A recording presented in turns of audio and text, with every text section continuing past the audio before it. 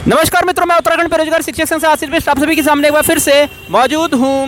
National education policy 2020 जो है उसको आए हुए लगभग 5 साल हो चुके हैं और इस पॉलिसीज़ के अंदर कागज़ के अंदर ऐसे बहुत ज़्यादा क्रांतिकारी चेंजेस जो है मोदी सरकार ने किए थे, जो कि लोगों को एक बहुत बड़ी आज़ादी देते थे। खासकर स्कूल के जो बच्चे हैं उनको सब्जेक्ट चूज़ करने में 11th-12th में एक बहुत बड़ी इंडिपेंडेंस जो है बच्चों को दी जाती थी। पुराने टाइम में ऐसा होता था, देखिए 11th क्लास के अंदर या तो आपको साइंस स्ट्रीम चूज़ करनी पड़ती, या तो कॉमर्स या तो आर्ट्स स्ट्रीम। अब वहाँ पे ऐसा था कि अगर आपको मैथमेटिक्स सब्जेक्ट बहुत पसंद है तो उसके साथ कंप्यूटर साइंस आपको ज़बरदस्ती चिपका दी जाती थी। हो सकता है कि कोई मैथमेटिक्स का अच्छा स्टूडेंट हो, उसके साथ उसको कंप्यूटर जो है वो उसकी वीक हो, लेकिन उसमें क्या हो रहता था कि उसको ज़बरदस्ती अपने फेवरेट सब्जेक्ट के साथ कुछ वीक सब्जेक्ट भी लेने पड़ते थे। लेकिन यहाँ पे आप कह सकते हैं कि नई एजुकेशन पॉलिसी के अंदर छात्र को यानी कि स्टूडेंट को पूरी तरीके से एक आज़ादी दे दी जाती थी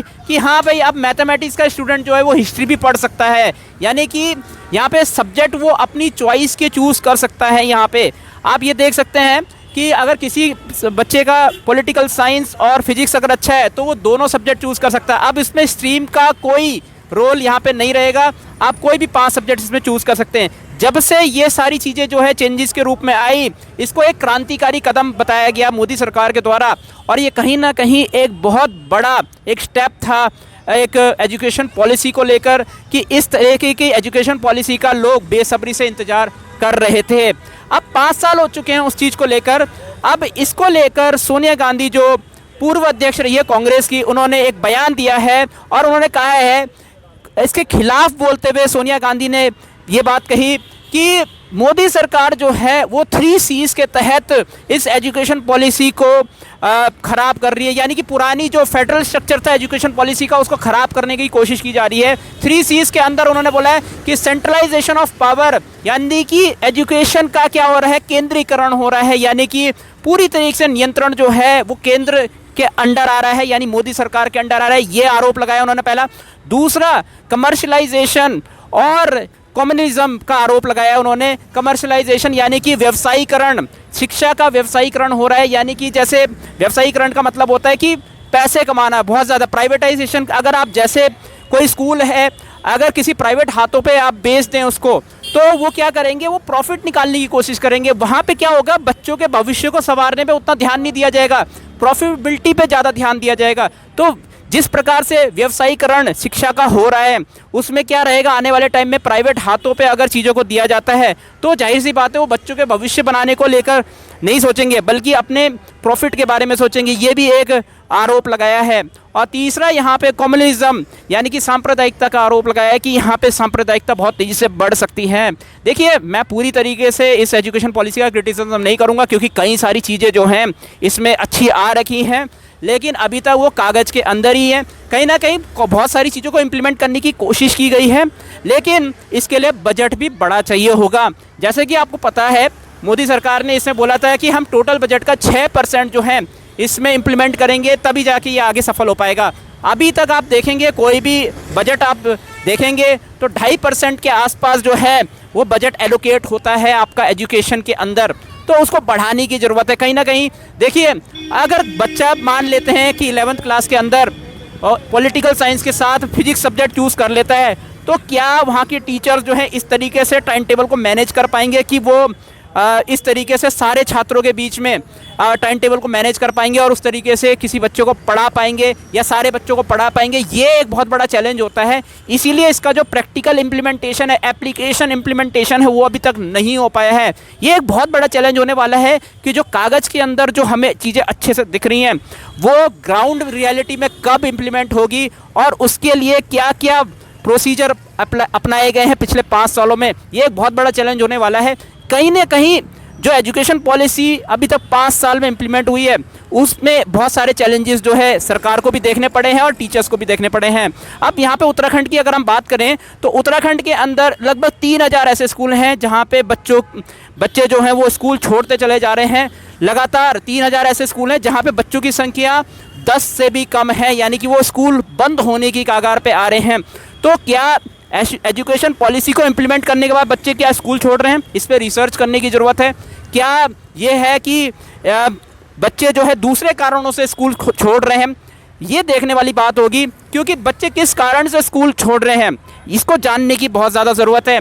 क्या क्वालिटी टीचर्स जो हैं वो मिल रहे हैं या नहीं मिल रहे विद्यालयों के अंदर, जो एग्ज़ाम्स होते हैं, वनडे एग्ज़ाम्स होते हैं यहाँ पे, या फिर जो प्राइमरी के अंदर जिस तरीके से भर्ती होती है सर गवर्नमेंट स्कूल्स के अंदर जो टीचर्स मिलते हैं, क्या वो अच्छे तरीके से अपनी जिम्मेदारी को संभाल पा रहे हैं, नहीं संभाल पा रहे। ये सारे जो प्रश्न हैं वो कहीं ना कहीं बच्चों की क्वालिटी एजुकेशन को लेकर एक सवाल उठाते हैं। तो बच्चा क्यों स्कूल छोड़ेगा? अगर मान लीजिए वो 5 किलोमीटर पैदल चल के आता है और कहीं ना कहीं वहाँ पे उसको क्वालिटी एजुकेशन नहीं मिलती है, तो वो भी यही सोचता होगा कि भाई इससे बढ़िया कि मैं कोई इसमें या फिर व्यवसाय में वहाँ पे ध्यान दूँ और वहाँ पे अच्छा खासा पैसा कमा लूँ, देन मैं की एजुकेशन प्राप्त करूँ, वहाँ पे कुछ मिल नहीं रहा है।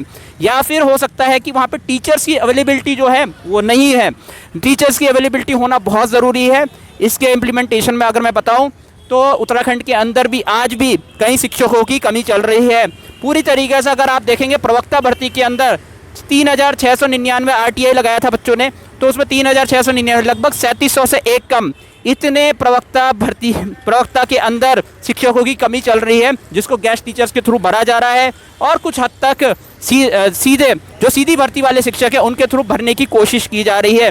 लेकिन जैसा कि आपको पता है प्रवक्ता भर्ती के अंदर कुल मिला के 613 ही पद आए हैं। तो अगर 3700 में से 613 पद माइनस कर दे तो 3000 पद तो इस भर्ती के पूर्ण होने के बाद भी खाली रहेंगे। क्या उनको गेस्ट टीचरों के थ्रू भरा जाएगा? क्या गेस्ट टीचर्स जो है वो क्वालिटी एजुकेशन जो बच्चों को मिलनी चाहिए वो दे पाएंगे या नहीं दे पाएंगे? ये सारे प्रश्न जो हैं बहुत सारे प्रश्न रहेंगे। और नेशनल एजुकेशन पॉलिसी का जो इम्प्लीमेंटेशन है वो किस प्रकार से धरातल में हो पाएगा, यानी कि ग्राउंड में हो पाएगा, वो देखने वाली बात होगी। अगर आप शिक्षक भर्ती की तैयारी कर रहे हैं तो आप बताइए जो सोनिया गांधी जी का ये जो बयान है इससे आप सहमत हैं या नहीं सहमत हैं? मैं पूरी तरीके से इससे सहमत नहीं हूँ और पूरी तरीके से असहमत भी नहीं हूँ। कुछ हद तक वो बात भी सही है। प्राइवेटाइजेशन की तरफ ज़्यादा ध्यान दिया जा रहा है, जिसकी वजह से सरकारी स्कूल लगातार बंद होते चले जा रहे हैं। और पूरी तरीके से उनके साथ भी नहीं हो, क्योंकि हमें भी पता है कि वो शायद से मनोवैज्ञानिक तौर पे जो आवाज़ उठा रहे हैं वो पूरी तरीके से सही भी नहीं है। क्योंकि यहाँ पे जो बच्चों को चॉइस मिल रही है सब्जेक्ट्स की, उसके पॉजिटिव पॉइंट्स को लेकर उन्होंने कुछ नहीं बोला है। जो भी अच्छी चीज़ें उसमें पॉलिसी के अंदर हुई हैं उसको लेकर उन्होंने कुछ नहीं बोला है। तो आप जो शिक्षक भर्ती की तैयारी करने वाले शिक्षाविद हैं, जो भविष्य के शिक्षक बनने वाले हैं, या आप सरकारी स्कूल के अंदर शिक्षक हैं, आपका क्या मानना है कि न्यू नेशनल एजुकेशन पॉलिसी 2020 जो है उसका इम्प्लीमेंटेशन अच्छे से हो पाएगा या नहीं हो पाएगा? 2030 तक हम वेट कर रहे हैं कि शायद से इसका इम्प्लीमेंटेशन अच्छे से हो पाए, धरातल में ग्राउंड ज़ीरो के अंदर इसका इम्प्लीमेंटेशन अच्छे से हो पाए। हम यही उम्मीद कर रहे हैं जिस दिन इसका इम्प्लीमेंटेशन ग्राउंड में कम्प्लीटली सफलतापूर्वक हो जाएगा, उस दिन हमें एक क्रांतिकारी जो है शिक्षा जो है देखने को मिलेगी और वो हमारे देश को एक विकसित राष्ट्र की तरफ अग्रसर करेगी। कहीं ना कहीं बहुत ज़रूरी भी है और इस पे एक बातचीत होनी ज़रूरी है। सोनिया गांधी ने साथ में ये भी आरोप लगाया कि भाई स्टेट गवर्नमेंट से पूछे बिना, कंसल्ट किए बिना इन्होंने ये एजुकेशन पॉलिसी बनाई है। ये एक बहुत बड़ा आरोप है। शायद से हमें नहीं पता कि भाई स्टेट गवर्नमेंट से उन्होंने एक्चुअली में परमिशन ली थी कि नहीं ली थी, या उनसे कंसल्ट किया था कि नहीं किया था, वो सारी चीज़ें भी हैं।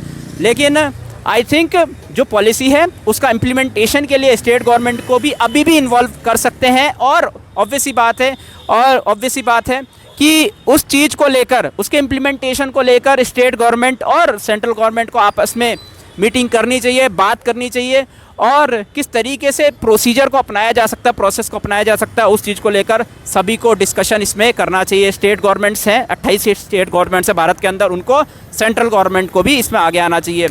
अभी भी यहाँ पर डिस्कशन हो सकता है, प्रोसीजर कैसा अपनाया जाएगा, इम्प्लीमेंटेशन कैसा होगा, वो सारी चीज़ें देखने वाली बात होगी।